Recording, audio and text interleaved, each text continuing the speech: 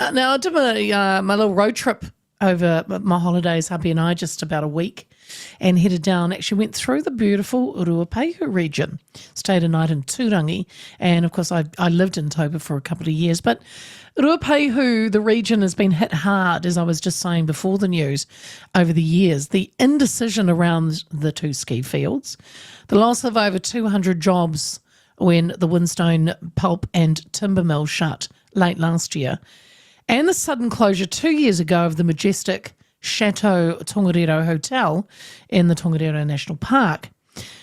The hotel shut its doors February 2023. Few reasons: financial struggles, along with ageing infrastructure, and inadequate earthquake strengthening.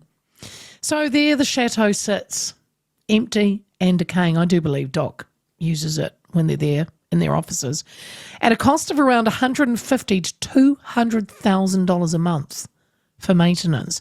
But could there be light at the end of the tunnel? Whakapapa Holdings, as a group of local business owners and iwi leaders, have expressed interest in operating the chateau and envision revitalising it as a key part of the region's tourism and economic future. The group believes local ownership would provide long-term benefits, including preserving the area's cultural and environmental values. I, for one, would love to see this majestic building brought back to her former glory, but is it possible? Joining me now, good to have another chat to the Mayor of Ruapehu, Weston Kirton. Wes, good afternoon. Yes, good afternoon. Happy New Year to my friend. I know it's a bit belated, Yes, but good to talk to you. Almost Easter. Almost Easter. Almost Easter. Oh, here we go. Happy Waitangi. No. So look, I know we've spoken about the chateau before, and I, like you, would love to see the hotel reopened. What do you know about Whakapapa Holdings? Well, of course, I've been negotiating with the government and local iwi regarding the ski fields, and it's great to see that they got most of that over the line. I think probably fair to say about 90% of that is all done and dusted, and just waiting now for the concession side of it to be handled. And that'll take a few more weeks, but nevertheless, we're hopeful that will be well advanced of the new ski season. And of course, they are one of the two operators that we've got on the mountain in the Ruapehu. I did hear a little bit of an interview with Whakapapa Holdings. They believed that they could afford to do it without any taxpayer funding. But I mean, aren't they the same lot that received Crown money to buy Ruapehu ski field out of receivership? So I suppose I'm asking, can they really afford it? Well, I guess that's up to them, and I'm not sure what their balance sheet looks like, but it's a really risky business, of course, skiing. You can't dictate the weather, and we've had one of those ups and downs in terms of ski seasons, but we're hopeful that we'll get a good ski season this coming year. We've had experience of a new entity, Puatura, on the southern part of the mountain. And, of course, we know that when it is running, it hums and brings a lot of business and tourism to this area. Yeah. Anyone that does take over, Wes, would need a pretty friendly lease, I would say, because the building is DOC/Crown owned. I mean, could you envision that's got to be probably part of a negotiation from anyone that's going to take it on? I think that's the key message here, is that the government have got a part to play to adjust their thinking around the long-term arrangement with the national park. Traditionally, it's been a 30-year turnaround. That is a 30-year lease for any entity that leases property in that location. That doesn't fit well with the type of money that we're having to deal with the Chateau, for example. It's my guess, and it's only a guess, and that would be in the vicinity of $100 million. Well, you wouldn't have to be a rocket scientist to work out that, 30 years doesn't cut it. In fact, you probably need 30 years. That's how they talk, is that it's a long-term game.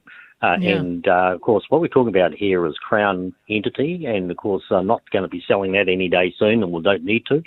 It's been around for 100 years. The government, bought into it 100 years ago, and it's got a long history, mostly in tourism. And I think that's what these new operators are going to be looking at, as a long-term, 100-year window.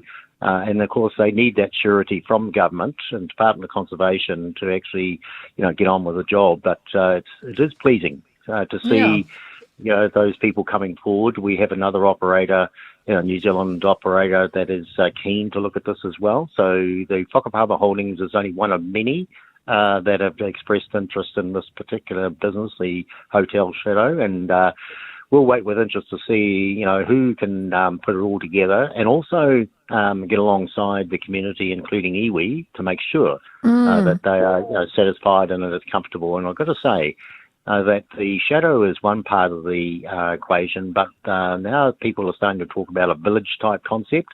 So there are many buildings there, many parts of the puzzle there. And I know that local iwi are excited for the fact that they can piggyback on the, knowledge that there could well be investment into this area, including government, that actually sees this more activities than just a hotel destination. So that's quite exciting from our perspective, and I think our district deserves to have some investment after all the what you've gone dramas through that we've had last year. So that's what's the local iwi around there, Wes? We have several, Ngati Tupoutoa, and Kairo, and Ngati Rangi. So we have a number of interested. We've had up to 25 people around the table that connected with iwi around that mountain. So it's not only not complicated, but it's I was going to say, was it too many? Are we getting into the too many cooks in the kitchen, Wes, which can sometimes lead to things falling over? I think it just demonstrates the interest and actually passion that we've got for this. So far, to get 25 iwi-related people, representatives around the table, that in itself is telling us that people are really interested and supportive of seeing the Chateau being restored to its former glory. So having said that then, is it important, do you think, Wes, to have local interests or local owners, who knows the area, or is it whoever's got the coin to do it? I think it's all above. Obviously, someone going to, invest $100 million, are going to be the major stakeholder to it. But I think it's fair to say too that these people are no fools, and that they want to include iwi because they want to include the community and including iwi because they've got to work there day in, day out. They've got an interest in it, a stakeholding. So whilst it may not be cash, it's going to be over the many, many years to come, they're going to have their input. And so it's everyone sort of playing their part, including the local council, and making sure that there's a platform for this to survive, and that's the most important part. And I've got to say also that the whole lot of New Zealanders, many of your listeners probably as well, have already signed the petition all around the country, including over the world.